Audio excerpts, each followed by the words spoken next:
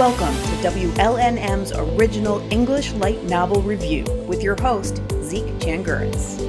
Hello, everyone, and welcome back to the WLNM Original English Light Novel Review, a podcast dedicated to promoting and discussing light novels with their authors and their fans. We also like to dive into the why and hows of writing and ask those process questions fans and especially writers just have to ask.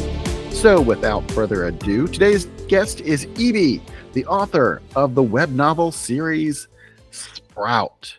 Welcome to the show. Hi. Thanks for having me. Happy to be here.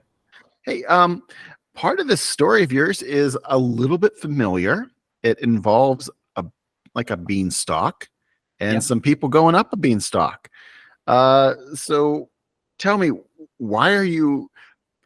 what drew you to expand on this childhood story that a lot of us, we've known since we were about as high as a beanstalk?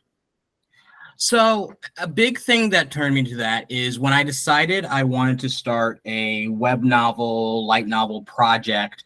When I started mining for ideas of where I wanted to start, I think a good place to go is with those old fashioned, stories that everybody knows and everybody, likes on a certain level, because there's something about those very basic stories that they speak to us in one way or another. So I thought, what if I took that idea and just expanded on it with my own little twist?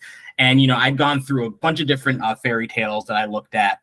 And Jack and the Beanstalk was one that I was like, you know what? There's not a ton of iterations about this. So let me take some of the core ideas from it and, see what I can spin my own way out of it. Okay, so we've got Josie and the Beanstalk, not to be confused with Josie and the Pussycats, but Josie and the Beanstalk. And she's your 12-year-old protagonist. And she is about to head up the beanstalk. So give us a little quick rundown of the plot, like the whys. You don't have to give anything big away, but why go up the beanstalk other than it'd be really neat to see my house from there? Sure. So the big, at least for the first act of the story that we're in, is that you have these two characters. You have Josie, who's, a young girl who happens to have a lot of super strength and a lot of energy and, really, has a goal that she wants to achieve.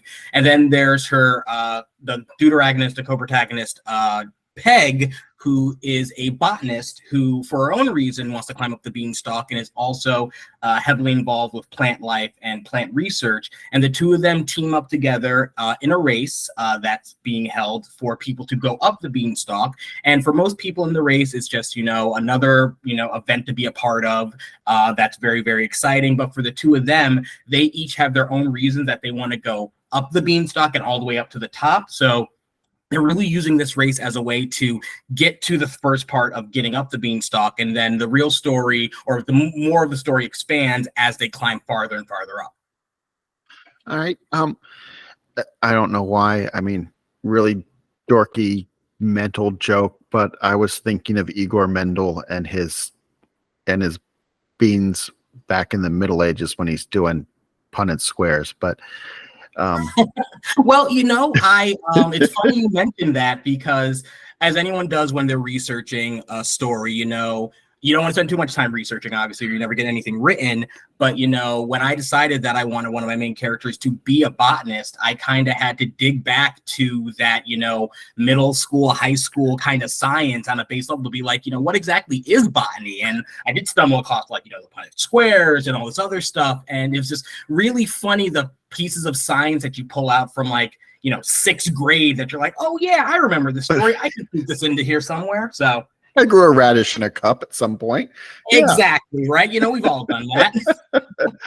So, what got you into the writing space? I mean, is this something that you've always done? Have you always been a storyteller, or did it hit you later in life to be like, oh, I do have ideas and I want to put them on paper?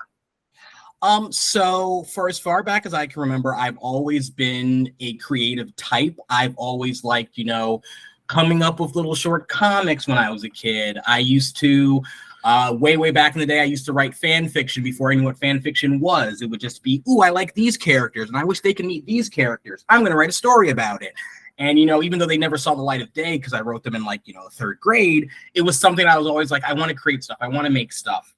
Anytime I, you know, would watch something or read something or play a video game, I would like get really drawn into the story more than anything else and be like, ooh, I wonder if they're going to do this next, or, oh, I would have done this differently. And that just eventually evolved into me over the years wanting to create more and more and more. And writing has always just been something that's been fun to me. You know, I can just sit down and whether it's a notebook on my computer and I can write something, I can write a story, I can write a chapter about something, as opposed to like trying to build up the skills to, you know, learn how to draw or things like that. With writing, it just kind of comes natural. Well, I'm an art school dropout / failure, and writing became my my way of life because, yeah, I was basically told, yeah, this is not going to be your calling.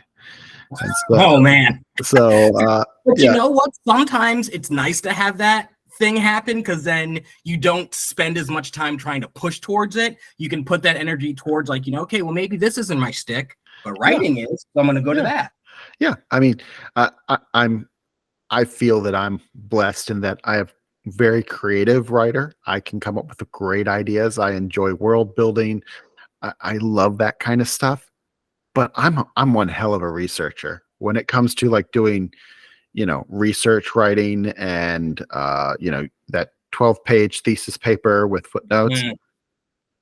I excel at writing things like that. And which is probably why I'm a grad student currently. It's because I like that kind of, I like writing for information and learning things new, but I also love that creative aspect. I mean, you get to let your mind, I mean, we the writers are the gods of the universe they create, and we can do anything we want. And it's such a great chance to let our imagination move and stretch its legs, because as adults, we don't necessarily get to chase each other around on the playground pretending we're super friends. So, oh no, and that's another thing too. I mean, like I remember those days of, you know, running around and, you know, oh, you're going to be this character today, I'm going to be this character today, and we're going to act out this story. And then like it's funny when you mention things like that, when you look back to all the things you do as a child and how important that is towards your imagination as an adult, especially if you are a creative.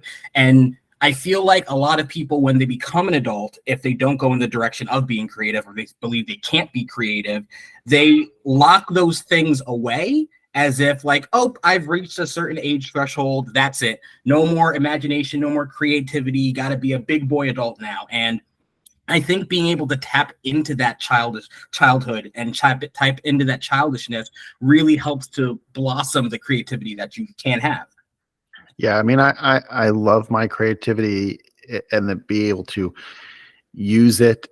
My wife, to my poor suffering wife, that she has to put up with it at times because, you know, there are times when, you know, the stuffed bears that live in our house go on a rampage and it's their fault, you know. So it's all because her husband hasn't quite locked away that childhood imagination that, you know. And yes, when we played on the playground, I'll admit I wasn't cool enough to be Superman. I was Aquaman. Like hey, but you know what? You can do some cool stuff as Aquaman. Yes, but when you're on a playground in the middle of Western Maryland where there's no water around for miles, you just have to pretend. His superpower was like putting his hands to his temples and summoning the fish. And it's very hard to do. There's no fish nearby. Exactly. Yeah, I was the blonde-haired, like orange-shirted Aquaman from the Super Friends age, not this cool badass one they have today. Oh yeah, you know, it's so funny. I talk to people now who are like, you know, I love Aquaman. He's such a cool character, and I'm like, if only you paid attention to this stuff like 15 years ago, you would not be saying this. Exactly. So, a question I ask a lot of writers is, where do you start when you're writing? Are you a discovery writer? Are you a writer that likes to map everything out in an outline? I mean, how do you channel that creative process so you can put those words on the paper and they make sense? So for me, what I've done, and it's actually one of the questions I get from a lot of people I know in, the real non-internet world, who ask me like, why are you releasing your chapters, every couple weeks? Why aren't you just like waiting to do a whole batch so people can read it at once? And part of that is because, I'm influenced by, shonen anime and manga are a big influence for me. So like stuff from Shonen Jump and that week to week, serialized process. Charles Dickens serialized all of his stories. Bingo. In the newspapers. Yeah, Dickens, all Great Expectations, the Old Curiosity Shop, they were released a chapter at a time in the newspaper. There you go. And people followed it a chapter at a time. And on top of me wanting to kind of pay homage to that, it's also for me because I am very much a planner. I have notebooks literally surrounding me in my office right now, filled with plot lines, ideas, outlines, all types of stuff. And if it was up to me, that's all I would do. And I would never have a single word written because I would spend years researching and perfecting each storyline and each character. So it's really a way for me to, let myself write and put the stuff out there by making it serialized, because I have to tell myself like, hey, you need to have a chapter out in another 7 days. You don't have the time to be like building all this stuff up.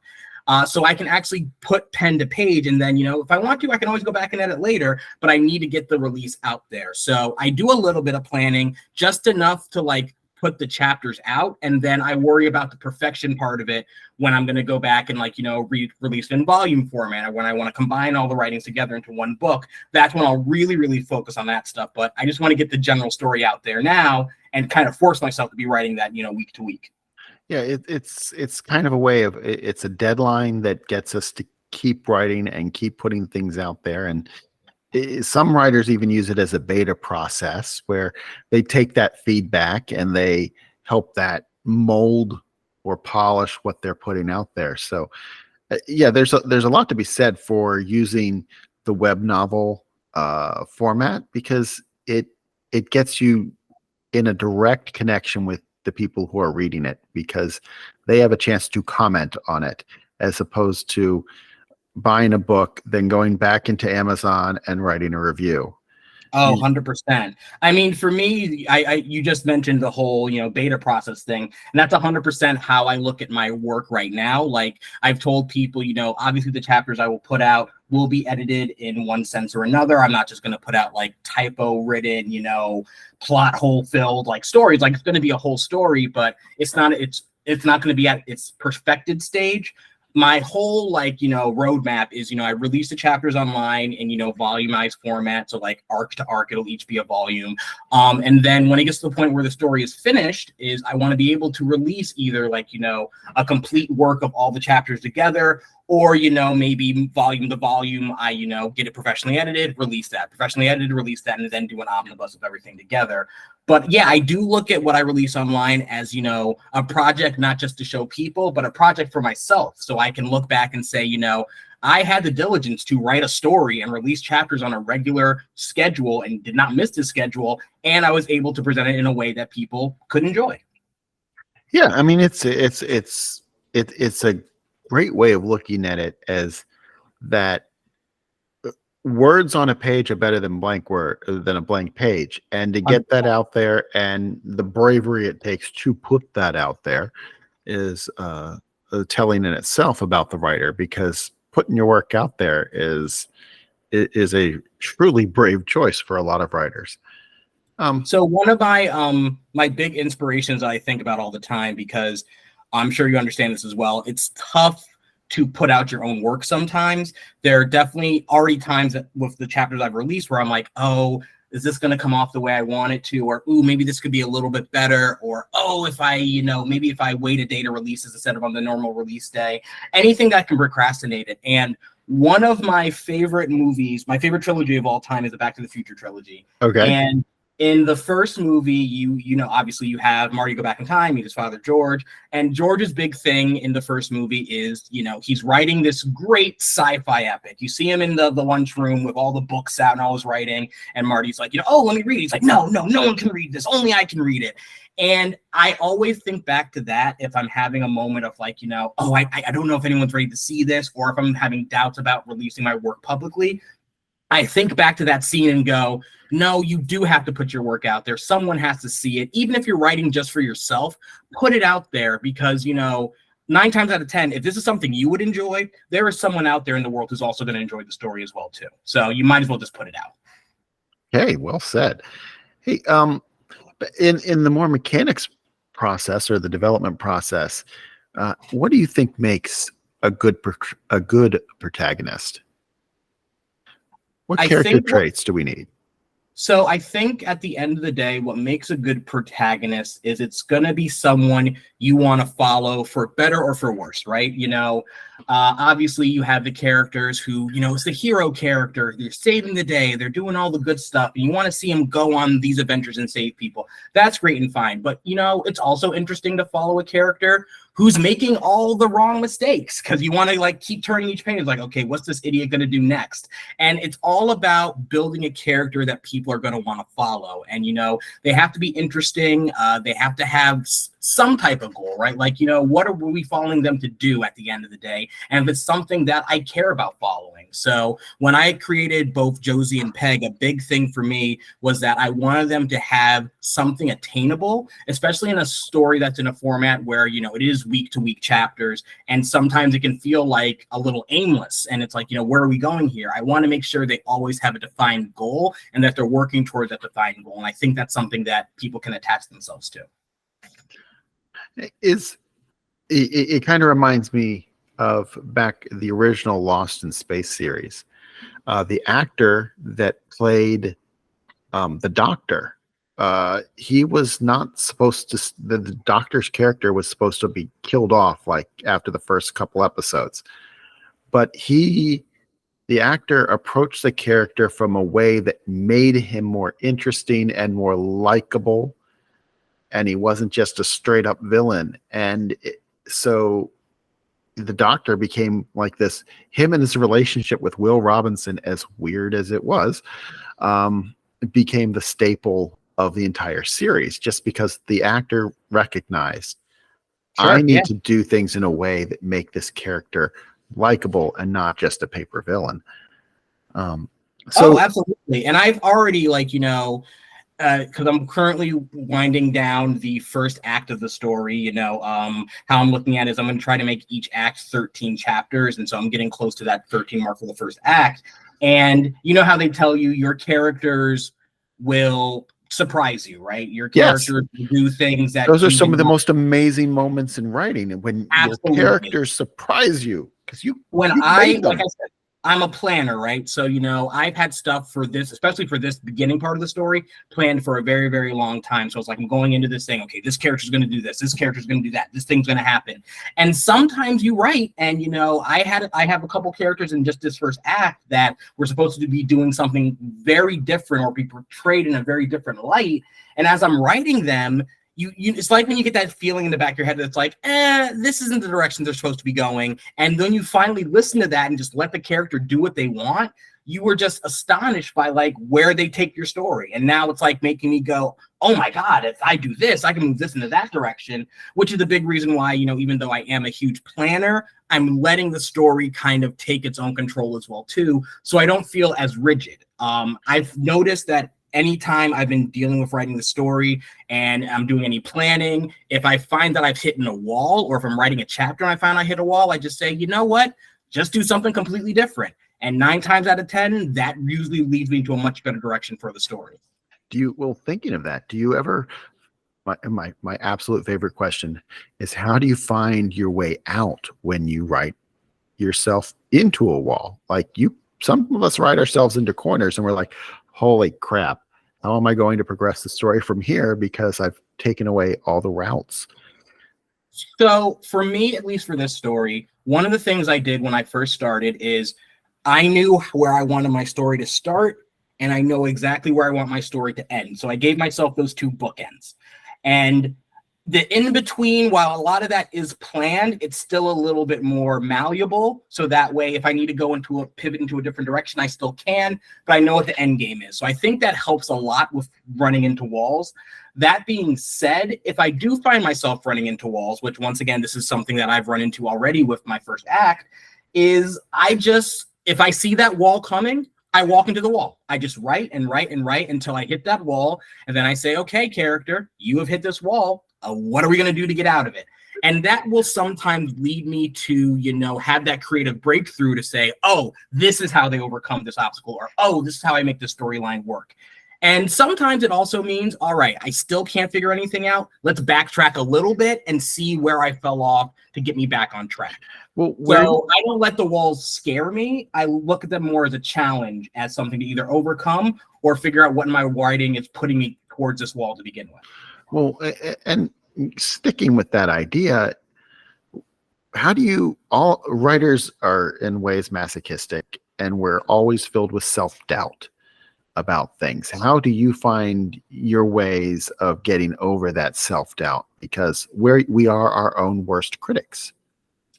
So I think a big thing about it is I try to have people close enough to me that they aren't afraid to tell me when something doesn't make sense, read my work. People who I've known me for many, many years, who know what my influences are, know what I'm trying to complete with this type of project. And they can be the ones that really help to tell me like, hey man, I don't know if this is necessarily the direction you want to go in. And I'm not looking for them to give me like the exact answer, like, hey, don't do this instead. But I like to listen to that idea of, okay, this doesn't work. Let me see why you think it doesn't work and find what the core problem is there. But as far as, that feeling of what do you do when you feel like the work's not good enough or you're just not writing anything good, I try to pay attention to why I'm having those thoughts.